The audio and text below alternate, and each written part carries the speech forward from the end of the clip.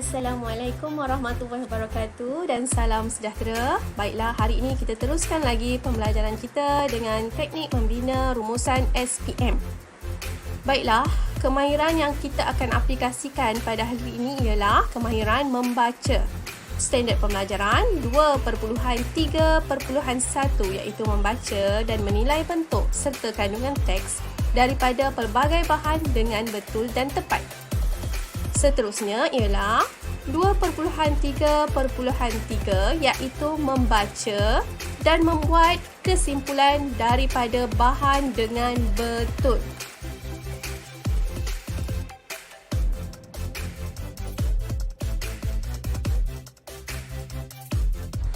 Baiklah, jika semua telah bersedia untuk meneruskan pembelajaran kita pada hari ini, mari kita sama-sama melihat apakah rumusan.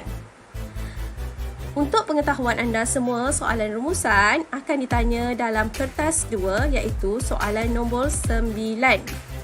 Markah bagi soalan rumusan ialah 20 markah. 10 markah lagi diperuntukkan untuk penilaian dari segi bahasa. Jadi, keseluruhan markah ialah 30 markah.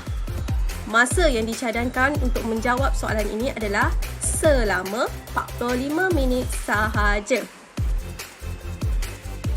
Baiklah, seterusnya kita lihat binaan rumusan. Yang pertama, dalam membina rumusan, kita perlu menulis pendahuluan yang terdiri daripada tema dan fokus. Markah yang diperuntukkan adalah sebanyak 2 markah bagi pendahuluan. Yang seterusnya ialah perenggan isi. Dalam perenggan isi ini terkandung fokus 1, 2 dan 3 jika ada. Setiap isi akan memperolehi 2 markah. Jadi, pastikan anda membuat 8 isi. Markah keseluruhan adalah 16. Manakala perenggan yang terakhir ialah perenggan kesimpulan. Perenggan kesimpulan perlu ada cadangan dan harapan. Markahnya adalah sebanyak 2 markah.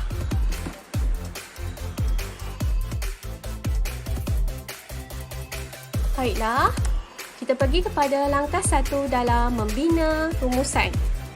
Apa yang kamu perlu lakukan ialah baca dengan teliti bahan yang diberikan untuk mengenal pasti tema. Bagaimana cara kita untuk mengenal pasti tema? Cara yang paling mudah ialah kamu perlu lihat perkataan yang paling banyak diulang dalam petikan. Selain tema, perkara yang paling penting untuk kita kenal pasti ialah fokus utama atau kata kunci berdasarkan petikan dan bahan yang diberikan. Baiklah, lihat di dalam rajah ini. Ini adalah senarai kata kunci dan perkataan yang seerti bagi kata kunci tersebut. Kamu perlu hafal dan kuasai semua kata kunci ini untuk menjawab soalan rumusan dan karangan bahagian A dengan lebih mudah. Baiklah, kamu boleh lihat senarai pada jadual iaitu kata kunci dan perkataan yang seerti dengan kata kunci. Kata kunci ini sangat penting untuk kamu menjawab soalan karangan bahagian A dan rumusan. Jadi, kamu perlu ingat semua kata kunci dan perkataan yang seerti baginya. Okay, kita lihat yang pertama ialah langkah. Perkataan seerti ialah usaha, cara, cadangan, tindakan, kaedah, strategi, persediaan. Formula untuk kamu mudah mengingatinya ialah LU2C3SP. Yang kedua ialah punca. Perkataan seerti ialah potensi, sebab dan faktor.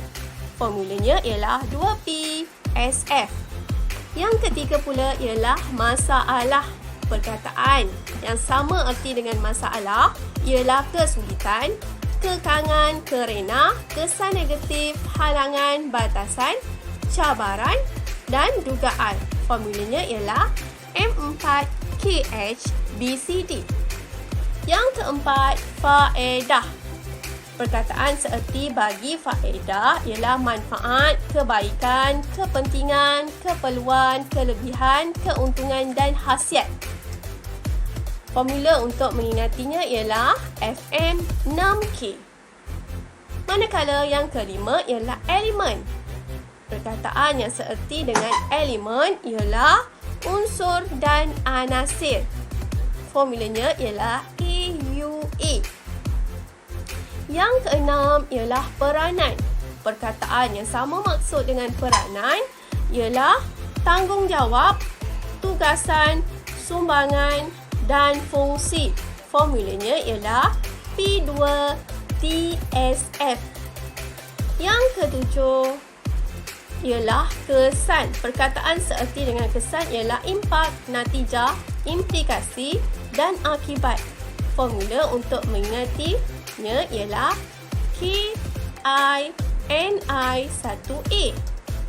Yang ke-8 ialah ciri. Perkataan seerti dengan ciri ialah kriteria dan sifat. Cara untuk mengingatinya ialah CKS. Manakala yang terakhir ialah fenomena. Perkataan seerti dengan fenomena ialah keadaan situasi. Formula mengingati ialah FKS. Pastikan kamu semua telah menghafal dan memahami semua kata kunci ini. Baiklah, cikgu ulang lagi sekali. Dalam membina pendahuluan, bagi rumusan, kamu perlu analisis petikan dan bahan. Nyatakan tema, iaitu perkataan yang paling banyak diulang dalam petikan, serta fokus utama atau kata kunci. Hanya 2 atau 3 sahaja kata kunci yang ada dalam bahan. Pastikan kamu menggunakan teknik pembaris, iaitu kamu perlu gariskan isi yang terdapat dalam bahan, sama ada petikan, rangkap pantun atau slogan yang menyentuh setiap fokus utama dan kata kunci. Baiklah, seterusnya di sini merupakan contoh soalan rumusan.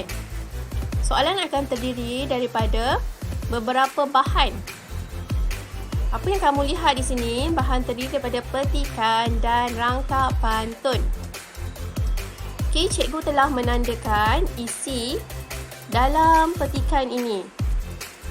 Kamu boleh lihat dan kenal pasti fokus dalam setiap isi yang cikgu telah tandakan.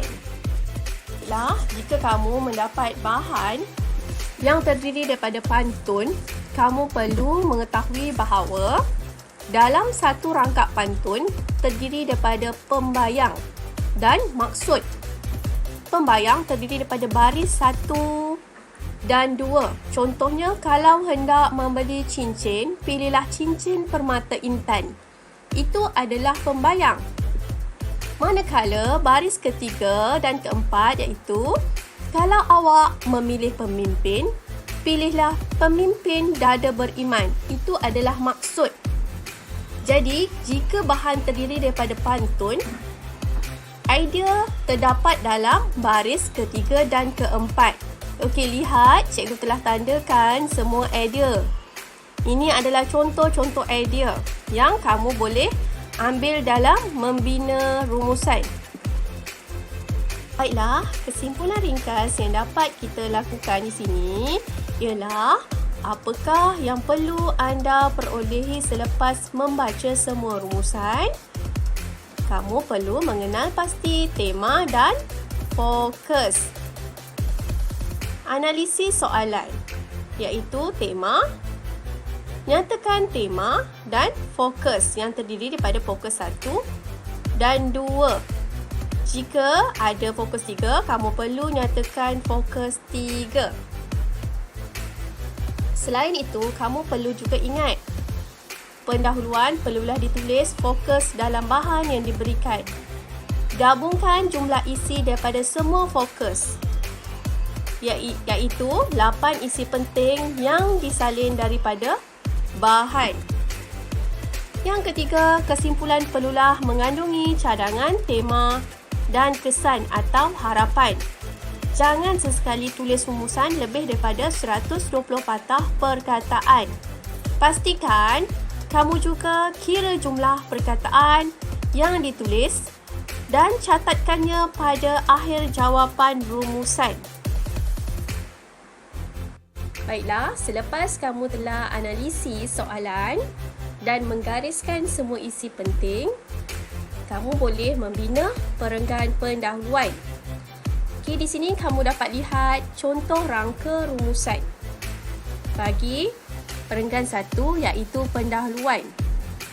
Rumusan membincangkan, okey, kamu perlu masukkan fokus 1, kemudian masukkan tema. Seterusnya, masukkan fokus 2 dan tema. Jika ada fokus ketiga, kamu juga perlu masukkan fokus tersebut. Pastikan kamu menulis semua fokus. Jika kamu gagal menyenaraikan semua fokus dalam bahagian pendahuluan, kamu akan ditolak markah bagi pendahuluan. Baiklah, dalam perenggan seterusnya iaitu perenggan kedua, senaraikan hanya 8 isi bagi kesemua fokus yang telah digariskan. Ambil isi sahaja. Jangan ambil contoh dan huraian. Tiada ketetapan jumlah isi setiap fokus, yang penting cukup 8. Contohnya, kamu dah mengambil 4 dalam bahan pertama iaitu petikan. Kamu boleh mengambil 4 lagi isi dalam bahan kedua. Semua isi tersebut kamu boleh bina mengikut rangka binaan rumusan yang dipaparkan ini. Baiklah, tadi kita telah melihat cara membina pendahuluan dan perenggan kedua iaitu perenggan isi. Kita lihat pula cara membina perenggan ketiga iaitu perenggan penutup. Okey, dalam perenggan penutup ini, kamu hanya perlu membina satu ayat sahaja, tapi terdiri daripada 5 perkara. Okey, ini adalah formula yang cikgu dapat kongsikan kepada kamu. Yang pertama, kamu perlu ada perkataan kesimpulan. Yang kedua, siapa, iaitu siapa pihaknya. Okey, kamu boleh ingat semula teknik D kemasin, iaitu D untuk diri sendiri, K untuk keluarga, M untuk masyarakat, S sekolah dan N negara. Okey, pilih salah satu dalam 5 di kemasin ini yang paling sesuai dengan penutup kamu. Okey, yang seterusnya, buat apa? Okey, tadi kita dah nyatakan contohnya diri sendiri. Okey, diri sendiri perlu buat apa? Seterusnya, kata bantu harapan iaitu agar atau supaya. Pilih satu saja kata bantu. Dan yang terakhir, kamu perlu menyatakan kesan positif daripada tindakan tersebut. Okey, contohnya kita boleh lihat dalam rangka kesimpulan, iaitu kesimpulannya siapa, perlulah, apa dia perlu buat, supaya dan kesan positifnya.